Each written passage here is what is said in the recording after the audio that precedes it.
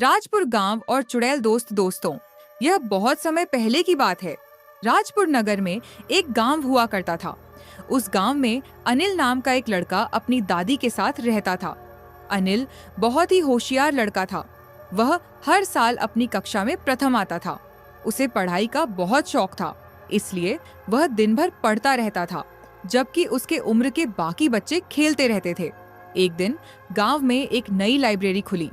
अनिल ने सोचा कि घर में बहुत शोर होता है, इसलिए वह लाइब्रेरी में पढ़ेगा।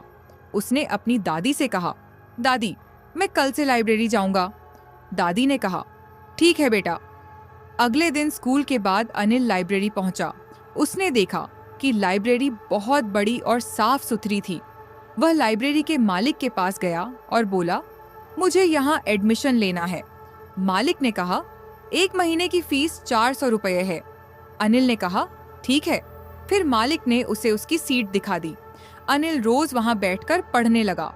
एक दिन जब वह स्कूल के बाद लाइब्रेरी पहुंचा तो उसने देखा कि वहां कोई नहीं है। वह अकेला था। वह अपनी सीट पर बैठकर पढ़ने लगा। तभी अचानक लाइब्रेरी में एक बहुत डरावनी आवाज आने लगी। अनिल डर गया और देखने लगा कि कौन रो रहा है। तभी उसके सामने एक चुड़ैल आ गई। उसने कहा, ये मेरा घर है, यहाँ से चले जाओ। अनिल बहुत डर गया और रोने लगा। उसने कहा, अब तुम मुझे मार दोगी। चुड़ैल ने कहा, डरो मत, मैं तुम्हें कुछ नहीं करूंगी।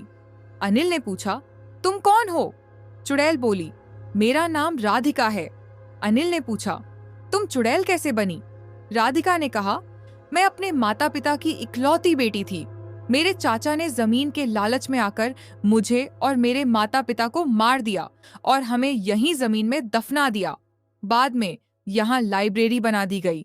अब मैं अपने चाचा से बदला लेना चाहती हूँ। क्या तुम मेरी मदद करोगे? अनिल ने कहा, मुझे क्या करना होगा?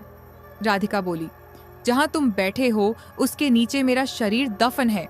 अगर तुम मुझे यहाँ से बाहर निकाल दो तो मैं आजाद हो जाऊंगी।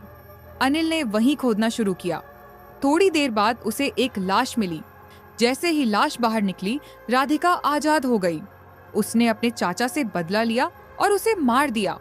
फिर उसने अनिल का धन्यवाद किया और वहां से चली गई।